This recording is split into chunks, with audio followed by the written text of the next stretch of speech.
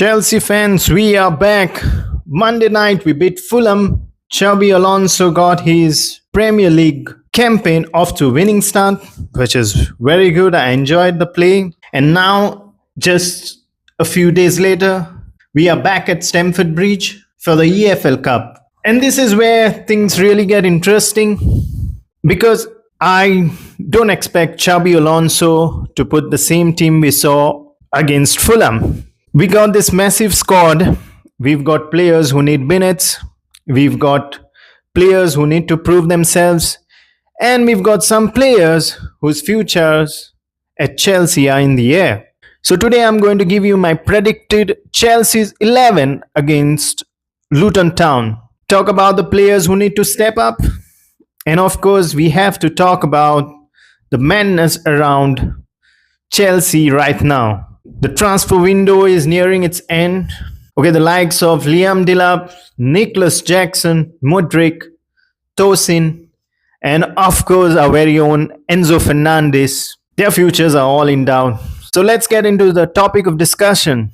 My Chelsea 11 versus Luton Town. Luton Town could be quite difficult here. One thing I'm happy about is Chelsea going to play at Stamford Bridge, so we don't get surprises by Luton Town. You never know, the smaller teams come and actually knock giants. Let's start with my Chelsea predicted lineup. So for the goalkeeper, I'll go with Mike Penders.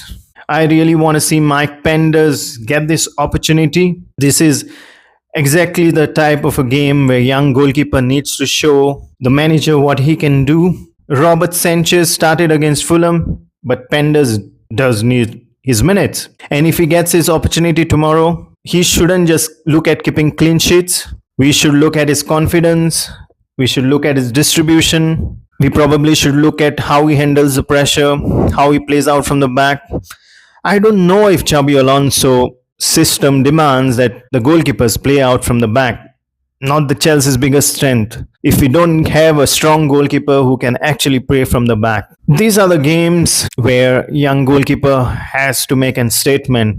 So Mike Penders is my goalkeeper. Now I think Xabi Alonso could go with a back three again. And the back three would probably be, I think, Wesley Fofana, Maxime Lacroix. That's very doubtful, but I still pick Maxime Lacroix. And I would go with Aaron Ensemenyo. If we need to introduce a bit more players, that's what it's going to be. Now, Lacroix impressed us a lot during the last game.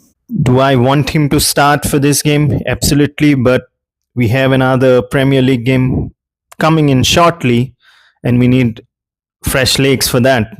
So I would skip Maxime Lacroix, but in the lineup, I'm still going to keep him. He was our best defense for the last game. I could also leave him on the bench and probably get him up as a substitute in case we need to see the game out in the late few minutes. Okay, so the back three would be Fofana, Lacroix, and Ensemenyo. And then I would go with the wing.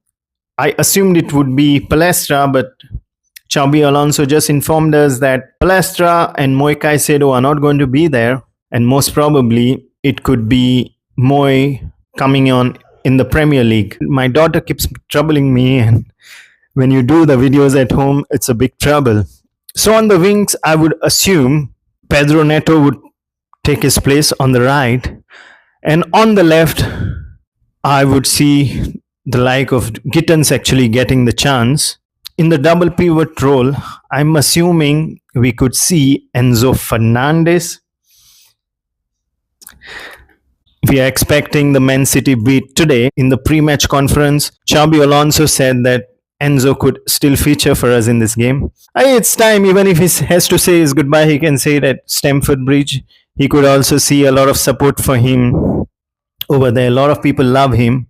See, I'm not against Enzo Fernandez leaving, and I believe if he does get a better opportunity, he has every right to leave. I mean, you wouldn't want to work in a company where the environment has turned sour for you, where the environment is something what is not enjoyable for you. I don't think you would like such environment. So Enzo Fernandez, I'm going to be happy for you. Nothing against you, brother. Just enjoy your life. The football career is short. Every player getting an opportunity, even in the Saudi, getting a lot of money, you should grab it.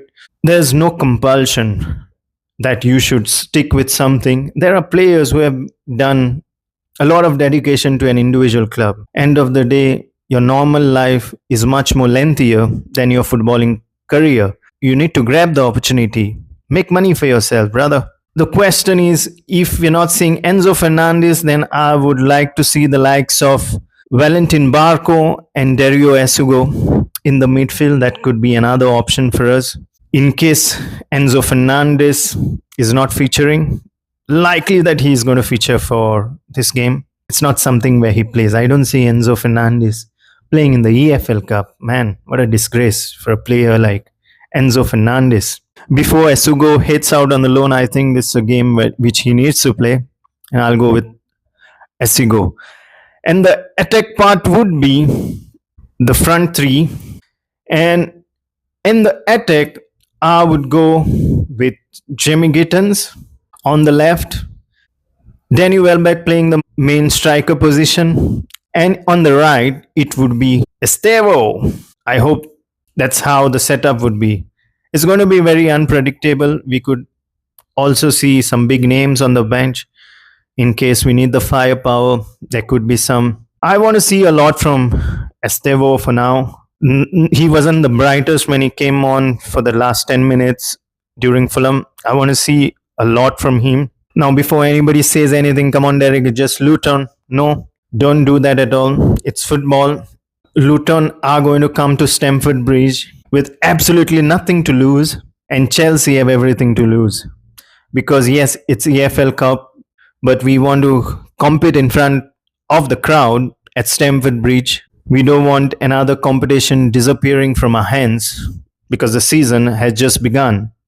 We want to be in every domestic competition as possible. So for me, this is a must win. Not because Luton are better than Chelsea, they are not. But Chelsea need to build a winning mentality, a winning mindset. We won against Fulham. Now we got to win this game at any cost. Get through the next round. Give the youngsters a minute. Give the fringe players an opportunity and move on. That's what I want to see. So that's basically my Chelsea's 11 for tomorrow's game against Luton. Now let's talk about Chelsea's exits. That's where all the drama is. We could probably make a separate video with all the Chelsea outgoings. There's a lot of buzz going around, a lot of players linked with another teams. First up, it's Liam Delap. Nottingham Forest have agreed a deal understood to be around 45 million upfront, potentially rising to about 50 million with a 5 million add-ons. It's a very good deal for Chelsea. Chelsea signed him for around 30 million. So financially, Chelsea are looking at a decent return on Liam Delap. I feel bad for Liam Delap because I genuinely believe there's a player in there. Every time he did get an opportunity, it was always missed. It always went out, or he could get injured. That's not what I expected from Liam Delap. I'm sad that it really didn't work for him at Stamford Bridge. Sometimes you do arrive at a club where everything starts clicking for you instantly, but this time for Liam, it did not work. I wish nothing best for Liam at Nottingham Forest. Go there, play football, score goals, enjoy your time there, and prove everybody wrong. Now, let's talk about Nicholas Jackson. The talks with Aston Villa are progressing, with reports that Villa are looking at Jackson as they prepare for the possibility of Ollie Watkins leaving for Saudi Arabia. And this one is interesting because Jackson had some really good moments at Chelsea. He also had some frustrating moments. I think it's time for Nicholas Jackson to leave. I don't think he is in plans of Xabi Alonso as much as I wanted Nicholas Jackson to be at Chelsea Football Club. Mamadou Sarr has departed to Real Sociedad. I'm happy with that. It's going to give him a fresh start at a new club. He played brilliantly at a sister club, Strasbourg. They had to keep him there, help him grow there. It was too early for him to actually come back to Chelsea and not play anything. So his growth really stagnated. It's a bright start for Mamadou Sarr. Like Delap, let him play, let him make mistakes and let him enjoy at Real Sociedad, and if he improves, Chelsea can obviously bring him back and see where he fits in the first team. And there's Mikhailo Mudryk. I wanted Mikhailo Mudryk to stay at Chelsea. I really do. I know there are a lot of questions. I know people have criticized him. He had a tough time, but I do believe that he still has a lot to give to football, a lot to give for Chelsea. Do I think a loan would help? Definitely yes. But I also want to see him at Chelsea. He needs to build a lot of confidence. And then we have the biggest bomba, Enzo Fernandez.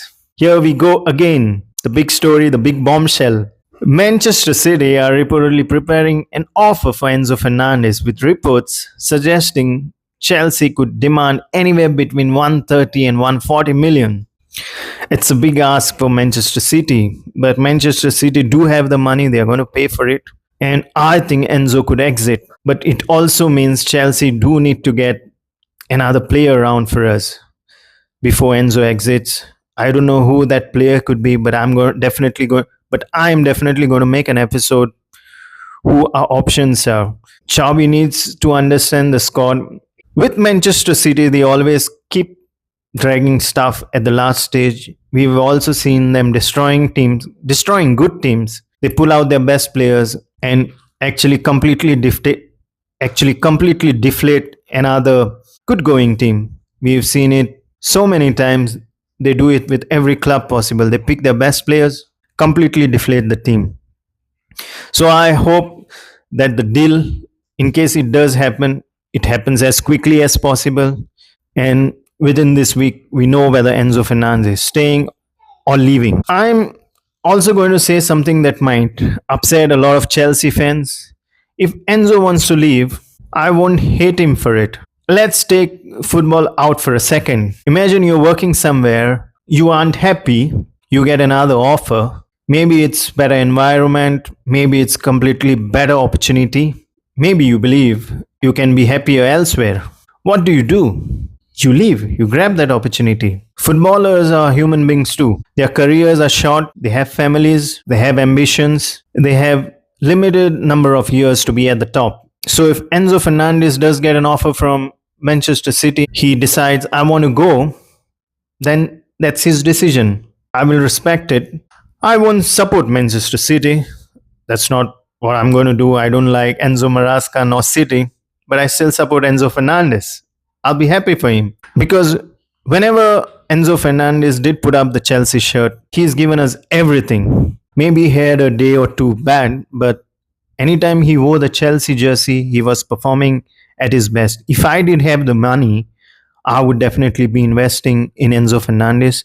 You can always see the dedication in Enzo Fernandez. He performs really brilliantly every time he comes on. The dedication is the same, and I believe even if City do end up paying 150 million, Enzo Fernandez is going to be their top player.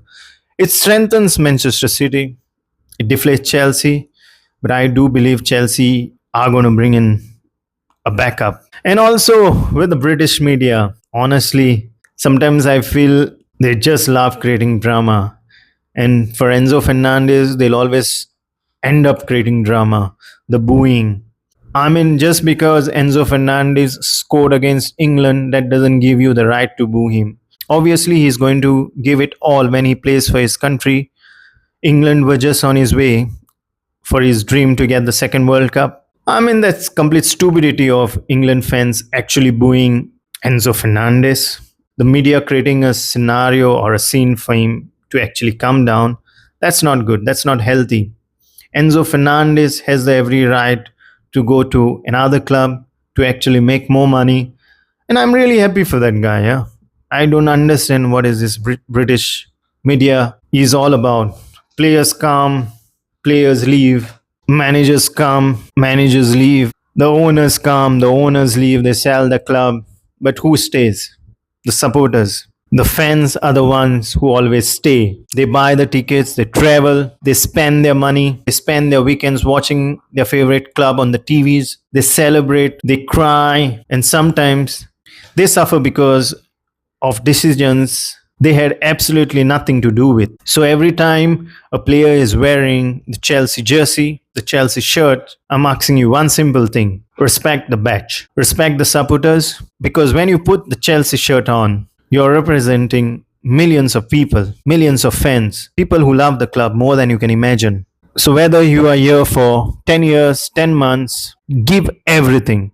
That's all what we ask for. So my predictions for Chelsea versus Luton: I'm going for Chelsea to win. I think we'll see a completely different team. I think the youngsters will get an opportunity in this game.